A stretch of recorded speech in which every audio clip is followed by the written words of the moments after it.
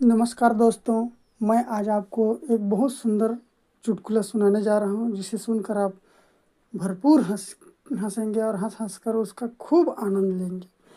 तो चलिए स्टार्ट करते हैं। एक छोटा सा चुटकुला।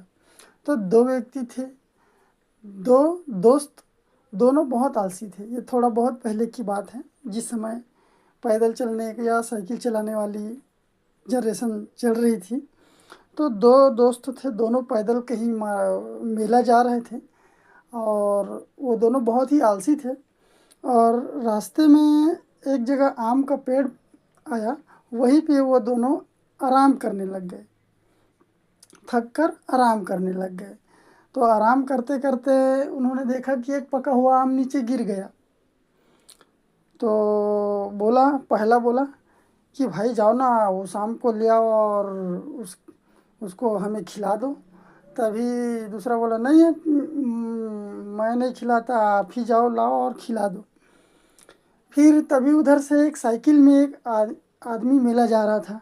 तो उसने बोला भैया भैया रुकिए तो वो पका हुआ आम गिरा है, उसको रस को हमारे मुंह में निचोड़ दीजिए। तो तभी वो जो साइकिल चला रहा था वो इंसान बोला, वो आदमी बोला कि ओहो हे भगवान, इस पूरी दुनिया में मैंने इससे आलसी आदमी कहीं नहीं देखा।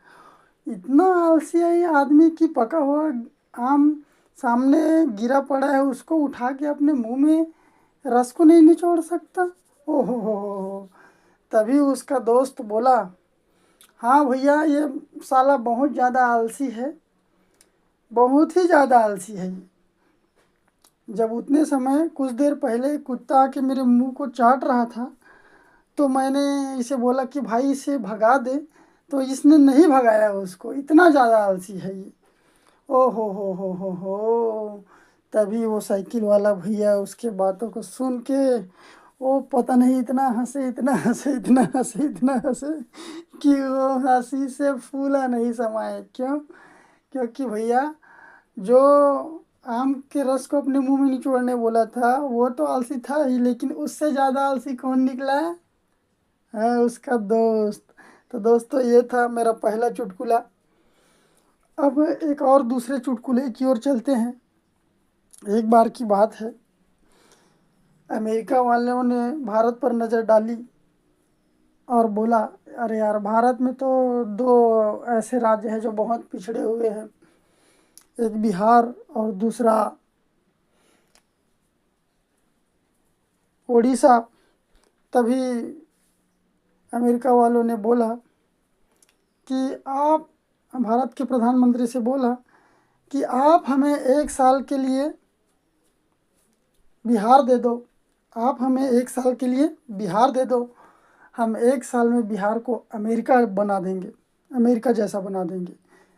तभी बिहार के मुख्यमंत्री उस समय लालू यादव थे, उसने बोला कि भैया आप हमको एक साल, एक महीने के लिए अमेरिका दे दो, हम तोहरा अमेरिका के एक महीने में बिहार बनवा देगा। तो ऐसे हमारे देश के दिमागदार लोग हैं। और तभी एक बार फिर अमेरिका भारत को नीचे दिखाने लगा और, और बोला कि हमारा देश बहुत अमीर है, बहुत अमीर है, बहुत अमीर है, भारत हमारे सामने कुछ नहीं है। तभी हम भारतवासियों ने बोले कि भैया जितना तेल आप सब्जी में खाते हो ना, कि भैया जितना तेल आप सब्जी में खाते हो ना, उतना तेल तो हमारा देश के लोग हाथ पर मालिश करके समाप्त करवा देते हैं। और फिर तभी मैं एक और चुटकुले में आता हूँ, जो ये है कि एक छोटी सी कहानी है, चुटकुला उसमें शामिल है कि एक बहुत ही कंजूस ब्राह्मण था, बहुत ही कंजूस। उसकी बीवी उपवास थी और उसे नारियल तोड़ना था, नारियल लाना था खरीदने के लिए।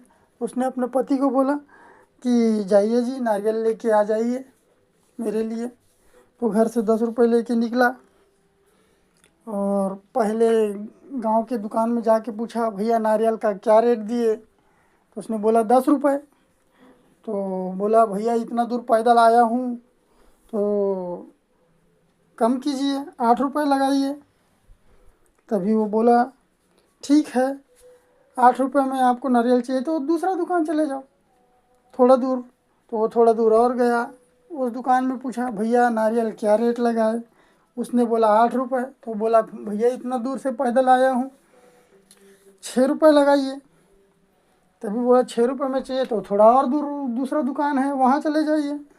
तो फिर वो थोड़ा और दूर वहाँ गया, तीसरे दुकान पे। वहाँ जाके बोला भैया नारियल कैसे दिए। उसने बोला 6 रुपये। 6 रुपये। बोला भैया इतना दूर से पैदल चल के आया हूँ, 4 रुपये लगाइए।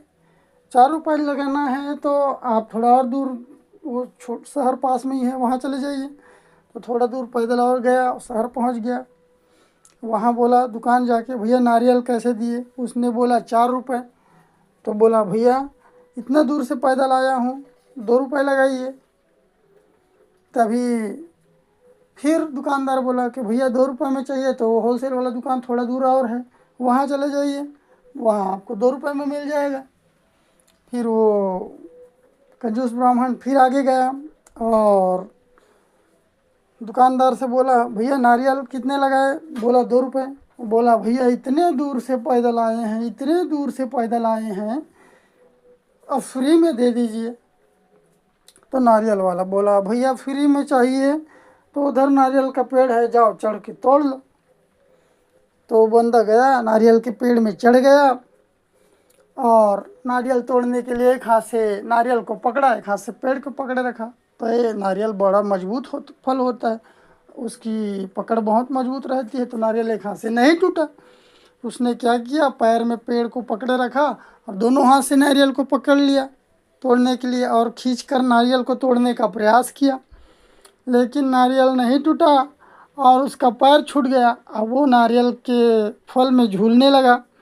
तभी उधर से एक हाथी वाला आया। उसने बोला भैया ये क्या आप नारियल में झूल रहे हैं। तो बोला भैया भैया मेरी मदद कर दो, मुझे नारियल के पेड़ से नीचे उतार दो। तो हाथी वाला बोला ठीक है, वेट कर। वो हाथी को खड़ा किया और हाथी के ऊपर खड़ा हुआ और जैसे ही उसके पैर को पकड़ा नीचे उतारने के लिए, उसका हाथी वहाँ से निकल लिया।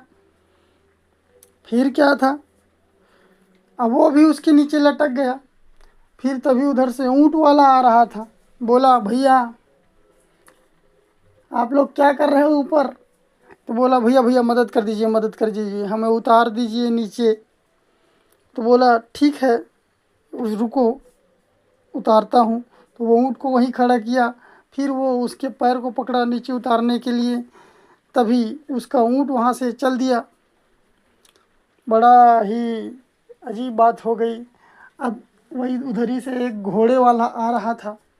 तभी देखा अरे भैया कैसे 3-3 लोग नारियल में झूला झूल रहे हो।